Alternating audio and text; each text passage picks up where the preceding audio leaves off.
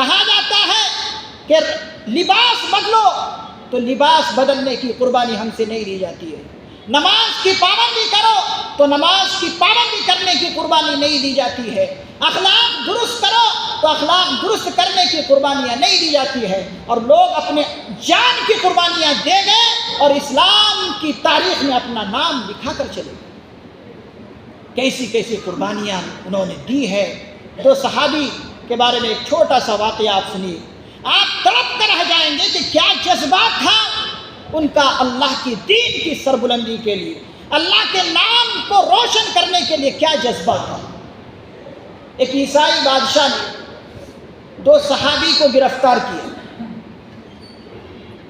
دو صحابی کو گرفتار کیا اور گرفتار کرنے کے بعد انہیں دھمکی دی کہ دیکھو ہمارے دین کو مان جاؤ، ہمارے دین کو تسلیم کر لو، ورنہ تمہارے ساتھ بہت برا حشر ہوگا۔ ان دونوں صحابی نے کہا تم لوگ جو کچھ کرنا چاہو کر لو، ہم اپنے دین اور دھرم کو بدل نہیں سکتے، تم جو کچھ کرنا چاہو کر لو۔ اس عیسائی بادشاہ نے تاریخ کی کتابوں کے اندر لکھا ہے کہ ایک کڑھائی میں تیل ڈالا اور اس کڑھائی کے اندر جب تیل ڈالا تو تیل بہت گرم ہو گیا، ابل رہا ہے تیل، اور اتنا ابل رہا ہے کہ اگر گوشت کے ٹکڑے کو ڈال دیا جائے تو منٹوں میں اور سیکنڈوں میں کباب بن جائے۔ ان میں سے ایک صحابی کو اس کڑھائی کے اندر ڈالتے ہیں اور ڈالنے کے بعد ان کے ساتھ بہت برا سلوک کیا جاتا ہے۔ جو دوسرے صحابی ہیں وہ رو رہے ہیں۔ اس بادشاہ نے اس صحابی سے پوچھا کہ تم کیوں رو رہے ہو؟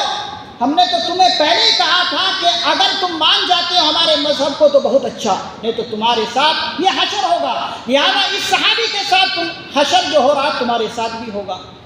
لہذا اس بادشاہ نے سمجھا کہ اس صحابی کا دل جو ہے پسیج گیا ہے، ڈر لگ گیا، تو ان سے پوچھا تم کیوں رو رہے ہو؟